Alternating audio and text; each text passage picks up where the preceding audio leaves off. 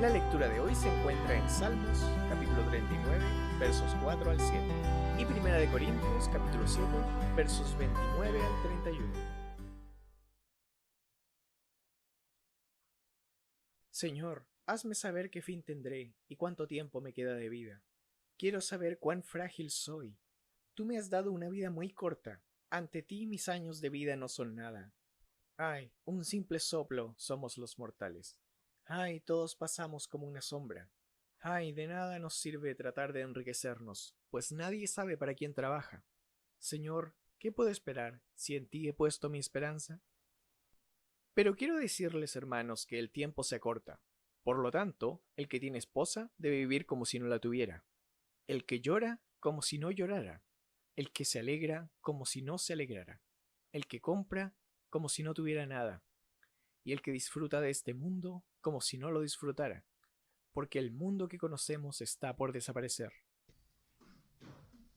Bueno, para comenzar entonces quiero que lean ahí arriba la siguiente frase y puedan pensar y decirme, no verbalmente, si es que están o no de acuerdo con lo que dice ahí. Dice, lo que haces hoy está determinado por lo que crees sobre el mañana.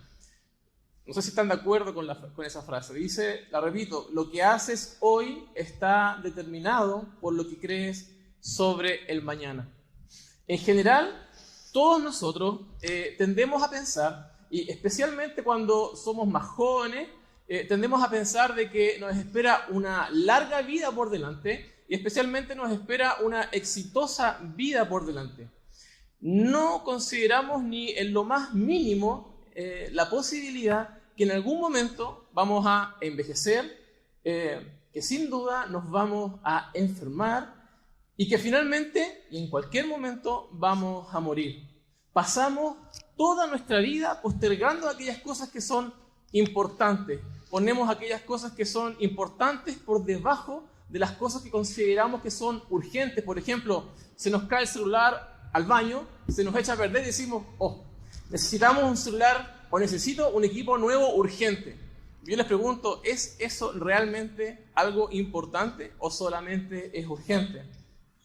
Por alguna razón no tenemos la capacidad de darnos cuenta por nosotros mismos que nuestros días en este mundo están contados y que en algún momento nuestra vida va a terminar.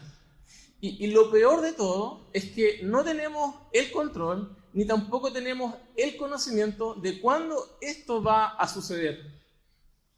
Al igual que cuando Jesús vuelva, ¿no es cierto?, que será como ladrón en la noche, nadie sabe el día ni la hora, de la misma forma, así nosotros vamos a morir. No sabemos cuándo, no tenemos absolutamente ningún control sobre eso. Podría ser quizás en algunos años más, y espero que sean en muchos años más, pero también podría ser en algunos meses más. Quizás podría ser en algunos días más. Quizás podría ser mañana, y ojalá Dios no lo quiera, podría ser hoy mismo, no sabemos. Quiero que vean la siguiente... todavía no. Sí, les invito entonces a que lean junto conmigo la siguiente frase. Dice, este es un famoso teólogo del siglo XVI aproximadamente, un teólogo inglés, dice, el mayor éxito de Satanás está en hacer creer a la gente que tiene mucho tiempo antes de morir para empezar recién a considerar su bienestar eterno. Entonces, esta manera que tenemos nosotros de pensar, de que tenemos una larga vida por delante, de que vamos a tener una exitosa vida por delante, que no nos vamos a enfermar, que en algún momento casi que nunca nos vamos a morir, es un engaño de Satanás. Ahora yo te pregunto si es que tú estás hoy día omitiendo esta verdad o estás postergando cosas importantes. Estás dejando que Satanás cumpla y tenga éxito en tu vida con este engaño. Bueno, espero que la respuesta de todos nosotros sea que no. O que más rato sea que no. Te invito también a que consideremos el siguiente salmo. El salmista nos dice que tener una mentalidad de días contados hará de nosotros personas más sabias. Dice, enséñanos, Señor, a entender la brevedad de la vida. para que crezcamos en sabiduría. Entonces, si verdaderamente queremos tener un corazón sabio, debemos empezar a contar nuestros días. Dicho en otras palabras, considerando que esta vida es corta y que es incierta, debemos vivir todos los días aprovechando correctamente nuestro tiempo. Mira en tu Biblia ahora lo que dice Santiago 4, versículo 14. Dice, nosotros somos como la niebla, que aparece por un momento y luego se desvanece. Así es nuestra vida, así es nuestra existencia. Como la niebla, que sale por la mañana y luego de unas horas se desvanece. Queridos amigos y amigas, nosotros tenemos muy poco tiempo para que esto suceda. O sea, tenemos muy poco tiempo para que nuestra vida termine desvaneciéndonos. Así que les invito a que no sigamos malgastando el tiempo viviendo solo para nuestros placeres. Que no sigamos malgastando nuestro tiempo invirtiendo solo para nuestra propia comodidad. Los invito a que consideremos no ser tan egoístas con el uso de nuestro tiempo. Entonces, hoy deseo que todos nosotros podamos tomar conciencia de que esto es algo importante de tener en cuenta. Es decir, que debemos empezar a dejar de vivir para nosotros mismos, pero tenemos que tomar otro camino. Y ese camino es empezar a servir a Dios, a nuestro Creador. Y si Dios es nuestro Creador, Él es dueño también de nuestra vida. Y por consiguiente también es dueño de nuestro tiempo. O sea que nuestro tiempo, entre comillas, nuestro tiempo, no es nuestro tiempo. Es también el tiempo de nuestro Señor. Quiero que ahora sí observen la siguiente imagen. Es la película de una vida. En general consideramos, ¿no es cierto?, que cuando somos pequeños, los más chicos, consideran que son muy pequeños para pensar en Dios. O estamos demasiado entretenidos o distraídos para pensar en Dios. Quizás cuando nos casamos, ¿no es cierto?, estamos demasiado felices para empezar a pensar en Dios. Ya somos más grandes y estamos muy ocupados con nuestro trabajo para considerar a Dios en nuestra vida. Después envejecemos, no, estoy muy viejo, estoy muy cansado para empezar a pensar en Dios. Pero quizás en algún momento sea muy tarde para empezar a pensar en Dios. Ayer leía las noticias, ¿no es cierto?, en Facebook y salía esto. Gran pesar por fatal suceso en la comuna minera. Policía de investigaciones concurre al suceso. Hombre se sintió mal a bordo de una micro. Bajó en el paradero y falleció. Terrible, ¿no es cierto? ¿Consideras o piensas que esto te podría ocurrir a ti hoy día? Sales aquí a la calle, tomas la micro o tomas tu auto, te sucede, te sientes mal, te bajas de tu auto, te bajas de la micro y falleces. Mueres. Estoy seguro que nadie aquí piensa que eso le puede suceder hoy día.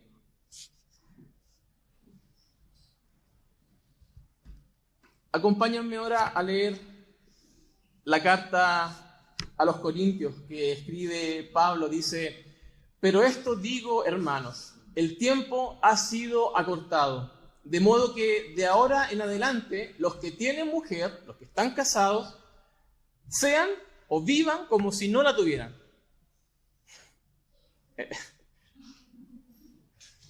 Difícil, ¿eh? Pero hay que hacerlo. Los que lloran como si no lloraran, los que se regocijan como si no se regocijaran, los que compran como si no tuvieran nada, y los que aprovechan el mundo como si no lo aprovecharan plenamente, porque la apariencia de este mundo es pasajera. En la época en que Pablo escribió esta carta a los Corintios, el concepto del tiempo para ellos, para los cristianos, había cambiado radicalmente.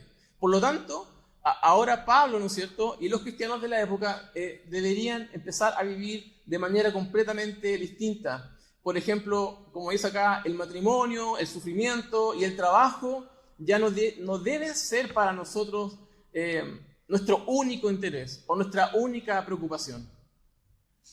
No quiere decir que tengamos que dejar a nuestra esposa, dejar nuestro trabajo o dejar de preocuparnos por las cosas importantes. Pero estas cosas importantes no deben ocupar nuestra prioridad en nuestra vida. Y esto mismo se los enseña, Pablo a las iglesias de la ciudad de Corintios, quienes también habían tenido un encuentro real con Jesús. A ellos Dios no solo le había dado un nuevo corazón, a los cristianos Dios no solo nos ha regalado un nuevo corazón, sino que Dios también nos ha regalado a nosotros un nuevo reloj. Un nuevo reloj no significa, o no quiero decir que es un reloj como este, que ocupamos nosotros en la mano derecha o en la mano izquierda, sino que a un reloj como el que tenemos acá, ¿no es cierto? El que nos ayuda a que consideremos de manera sabia las horas que nos restan de vida. No horas que van sumando, sino que más bien horas que nos van restando. Todos estos factores previamente mencionados por Pablo a los Corintios se veían entonces de una manera muy distinta con este nuevo reloj cristiano. Para Pablo, el mundo presente, así como todos nosotros lo conocemos el día de hoy, estaba solo de paso. Por lo tanto, el llamado para ti y para mí el día de hoy, estés o no estés casado, estés o no estés pololeando, estés o no estés de novio o de novia, estés o no en medio de dificultades, estés o no viviendo problemas económicos, estés o no con trabajo, sin trabajo, en la universidad, en el colegio. El deber de todos nosotros el día de hoy es tratar de agradar a Dios. El concepto entonces para los cristianos de Corintio y para los cristianos de San John's, el día de hoy, el concepto para nosotros hoy día es que, el concepto de complacernos a nosotros mismos debe dejar de existir. Ese concepto que tenemos nosotros de complacernos a nosotros mismos y trabajar arduamente para nuestros propios placeres, nuestras propias comodidades, ha dejado de existir. Y especialmente ha dejado de existir para aquellos que dicen creer y amar a Dios. ¿Por qué? Simple. Porque Dios nos ha creado con un propósito. ¿Y cuál es ese propósito? Reflejar el amor que Dios ha tenido con nosotros al mundo. ¿Y cómo podemos hacerlo? Bueno, amando a Dios más de lo que nos amamos a nosotros mismos y al menos amando a otros con la misma intensidad con que nos amamos a nosotros mismos. Para hacer esto tenemos solamente una sola oportunidad. No hay 2, 3, no hay reencarnación, eso no existe. Tenemos una sola oportunidad. Dios nos ha dado una sola vida para cumplir con el propósito que Él nos ha dado. Y luego de eso viene la eternidad, en donde todos nosotros en algún momento tendremos que presentarnos frente a Dios y tendremos que rendir cuentas de cómo y en qué cosas utilizamos nuestros recursos, especialmente en qué cosas y en cómo utilizamos el tiempo que le pertenece a Dios. Vamos a hacer algo un poco lúdico el día de hoy. No sé si ven esta cuerda. ¿Te acuerdas que mis hijas ocuparon todo el día de ayer? ¿Se fijan? Esta cuerda es larga. Ya pueden verla, ¿cierto? ¿Sí? ¿Se ve la cuerda? Bueno, imagina que esta cuerda es infinita. Imagina que esta cuerda da 2, 3, 1000 vueltas al mundo, al menos. Aunque todos sabemos que esta cuerda termina ahí, pero imaginemos, ¿no es cierto?, que esta cuerda es infinita. Y esta cuerda completa es tu línea de tiempo, ¿ya? Y esta línea blanca que ven acá es su existencia aquí en la Tierra, ¿ya? O sea, esta parte blanca es su vida aquí en este mundo y lo rojo es su vida en la eternidad. Solo entonces tenemos unos pocos años para vivir aquí. Después tenemos toda la eternidad, ¿ya? Esta es nuestra existencia. Entonces, la manera en que nosotros percibimos o vivimos en esta pequeña parte blanca determinará la manera en que vamos a existir por millones y millones y millones de años. Entonces yo les pregunto, ¿por qué nos afanamos tanto en esta pequeña parte blanca? ¿Por qué invertimos tanto tiempo en esta pequeña parte blanca de nuestra existencia, tratando de hacerla más cómoda y disfrutándola tanto como podamos? No sé, imagínense que este es nuestro inicio, nuestro nacimiento, ¿no es cierto?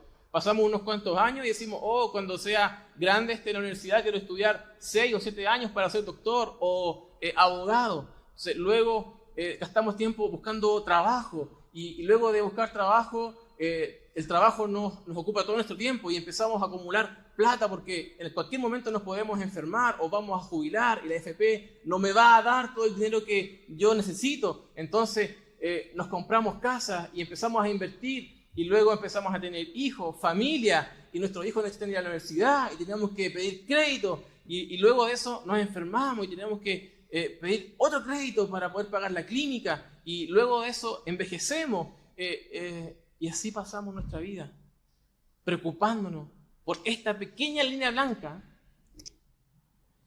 sin considerar todo esto que vendrá después, millones y millones de años en la eternidad.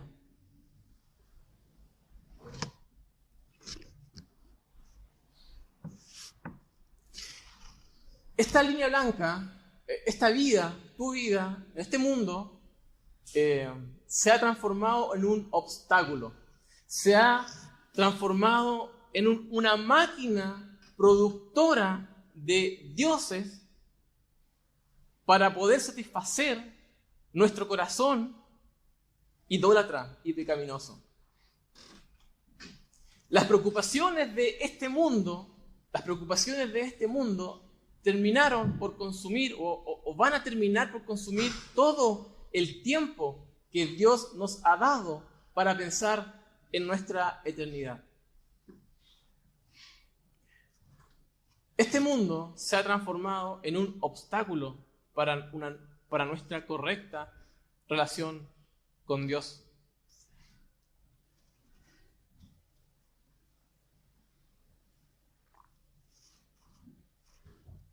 Esta oportunidad, esta pequeña oportunidad acá, es una sola, como les decía. Una sola. No la van a poder tener nuevamente. Y recuerden que esta vida puede terminar en cualquier momento. Por lo tanto, la Biblia siempre nos dice que es de necios invertir tanto tiempo y recursos en cosas que en cualquier momento pueden extinguirse junto contigo.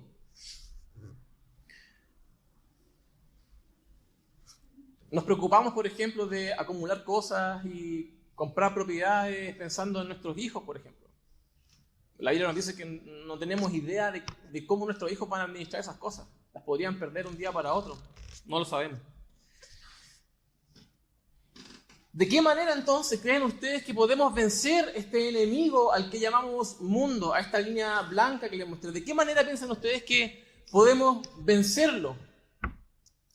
¿Cómo podemos entonces comenzar a invertir nuestro tiempo en cosas que van a ser eternas? ¿Cómo puedo llegar a hacer esto si este mundo, si esta línea blanca nos promete y nos ofrece tantas cosas hermosas, ¿no es cierto?, que consideramos hermosas, que cautivan nuestro corazón y que no podemos dejar de consumirla? ¿Cómo vamos a hacer esto? Necesitamos entonces una motivación, algo que nos impulse a olvidarnos de esta vida, así como hoy día nosotros la vemos, y a considerar nuestra eternidad, de cómo vamos a vivir por millones y millones de años en el futuro. Síganme entonces con la siguiente lectura. Dice: pero cuántas cosas, el mismo Pablo que le escribía a Corintios le escribe ahora a los de Filipo. Dice: pero cuántas cosas eran para mí ganancia, las he estimado como pérdida por amor a Cristo. Y ciertamente aún estimo todas las cosas como pérdida por la excelencia del conocimiento de Cristo Jesús, mi Señor, por el cual lo he perdido todo y lo tengo por estiércol para ganar a Cristo. Estos hermanos de Filipo también habían experimentado el mismo cambio profundo en su manera de percibir el mundo que los corintios. En otras palabras, lo que Pablo les dice es lo siguiente, les dice, pero todo esto que yo considero importante, o más bien que antes consideraba importante y que tenían mucho valor para mí, ahora, a causa de Cristo, lo tengo por algo sin valor. Originalmente él dice, lo tengo por estiércol. Todos saben lo que es estiércol, ¿cierto? Hay una foto para que sea más gráfico. Todo lo que Pablo entonces consideraba como algo importante, como nosotros consideramos este mundo, nuestro trabajo, nuestra familia, nuestros hijos, que son sin duda cosas importantes, pero no más importante que el hecho de conocer a Cristo. Pablo descubrió que los ofrecimientos de este mundo entonces son un obstáculo y una falsa base de confianza.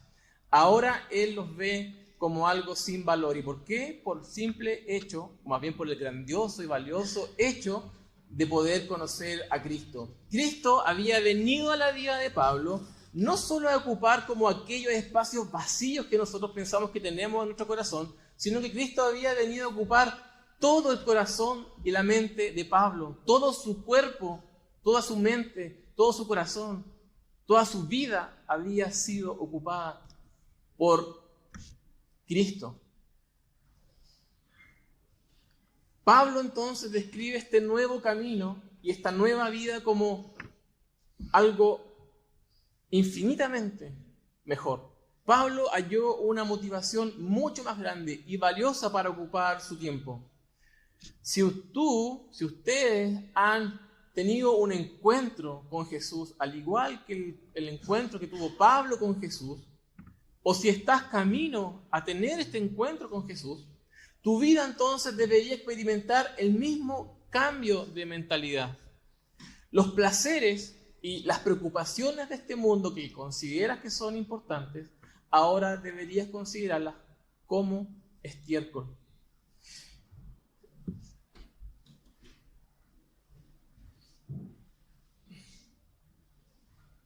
Sin duda que muchas veces para nosotros venir a la iglesia es una lata, ¿no es cierto? Ir a un retiro familiar, los que hacemos acá en nuestra iglesia, es una lata. O ir a un paseo de iglesia es una lata.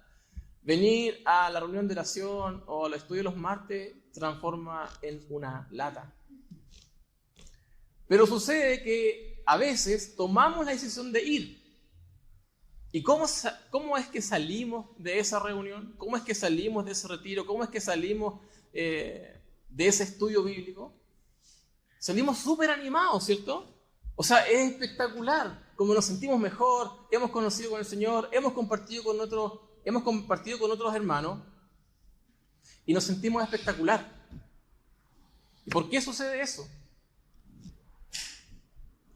Porque en realidad hemos tomado la decisión de invertir en las cosas que son eternas. Y para venir hoy día a la iglesia, seguramente has dejado de descansar, has dejado de dormir, has dejado de ver quizás un partido de fútbol, has dejado de ver la novela, de quedarte en tu cama, en el celular, viendo las redes sociales. O sea, para venir hoy día acá, has considerado todo el resto de las cosas como menos importantes. Y seguramente hoy día vas a salir de acá muy animado, porque has encontrado, o más bien Dios ha puesto en tu corazón una motivación mucho más importante que el resto de las cosas del mundo. Pero hay un problema, ¿cierto? Hay un problema. ¿Cuál? Es que salimos de acá, llega el día lunes y el mundo, ¡pum!, nos cae encima. El trabajo, los hijos, el colegio, la preocupación y toda la emoción y todo el deseo de conocer más a Dios y de obedecer a Dios porque el sermón estuvo lindo, porque el estudio estuvo espectacular, se termina. Se acaba. Porque las preocupaciones de este mundo nuevamente invaden nuestra vida y nuestra mente. Entonces, ¿qué vamos a hacer? Ya sabemos que tenemos una motivación, ¿no es cierto?, más valiosa para pensar en Dios. Ya sabemos que nuestra vida es corta y que no conocemos, cuándo va a acabar. Y si somos sinceros, sabríamos también que le hemos fallado a Dios en infinitas oportunidades. y que no somos sabios con el uso de nuestro tiempo. Que apenas las preocupaciones del mundo y sus placeres invaden nuestra vida, nos olvidamos de Él. ¿Qué podemos hacer entonces? ¿Qué podemos hacer? Somos tan débiles. Nuestro corazón es tan débil, cede tan rápido a las preocupaciones y a las tentaciones de este mundo. ¿Qué podemos hacer si estamos siendo vencidos por este mundo y sus tentaciones? ¿Dónde o en quién nos vamos a refugiar? ¿Dónde pondremos nuestra esperanza? Miren lo que les dice Jesús a sus discípulos cuando estuvo un poquito antes de ser atrapado, ¿no es cierto?, apresado y enjuiciado. Dice: pero se acerca el tiempo cuando ustedes serán dispersados, le dice Jesús a sus discípulos. Cada uno se irá por su lado y me dejarán solo. O sea, al igual que nosotros cuando estamos y experimentamos un encuentro con Jesús, ¿no es cierto?, y le prometemos a Dios como todo, ¿no es cierto?, yo nunca te voy a dejar, yo siempre te voy a alabar, te voy a obedecer, voy a entregar todo mi tiempo para el servicio de la iglesia, mis recursos, mi dinero. ¿Qué sucede? Lo mismo que le sucedió a los discípulos. Aquí en el mundo, dice, cada uno se irá por su lado y me dejará solo. Aquí en el mundo tendrán muchas pruebas y tristezas, pero le dice, anímense, yo he vencido al mundo. Entonces, cuando Jesús fue a la cruz para entregar su vida por ti y por mí, sus amigos, sus mejores amigos, aquellos que pensaban y decían que nunca lo abandonarían, precisamente lo abandonaron. ¿Por qué? Porque la presión del mundo fue más grande que el amor que decían tener por Jesús. O sea, a nosotros no somos los únicos a los que nos sucede esto. A los discípulos, aquellos que estuvieron junto a Jesús, les sucedió exactamente lo mismo. Pero esto no es un motivo para frustrarnos, ¿ya? No es un motivo para que nos desalentemos, sino que por el contrario, fíjense que Jesús no los recrimina por esto. Jesús no les dice, oigan, ustedes me dijeron que me iban a amar y que iban a estar conmigo hasta el final, pero la primera me dejaron. Jesús no les dice eso. Les dice más bien, anímense, porque este mundo sin duda va a ser un obstáculo. Este mundo sin duda va a ser una prueba para ustedes, pero tranquilos, más bien cobren ánimo. ¿Por qué? Porque yo he vencido al mundo. Dios no pone en nuestras espaldas una responsabilidad sabiendo que nosotros no vamos a poder llevarla a cabo. Más bien Jesús nos dice lo siguiente, dice así, Jesús dice esto, ¿ya? Yo fui tentado de la misma manera en que tú lo has sido, pero mucho más. O sea, Jesús fue tentado por este mundo de la misma manera en que nosotros lo hemos sido, pero mucho más. Pero a diferencia de ti, yo no cedí ante la tentación.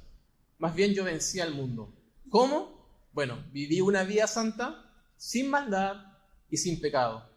Fui a la cruz y morí allí para pagar tus deudas con Dios. Y resucitando y venciendo a la muerte, esta no pudo retenerme.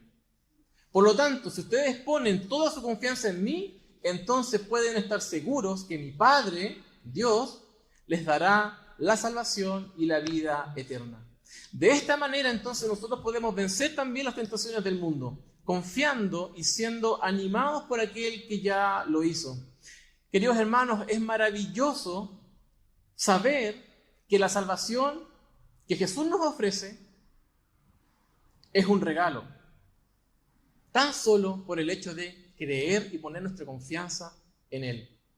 Pero tengan cuidado, esto no quiere decir que una vez que hemos creído podemos seguir pecando deliberadamente.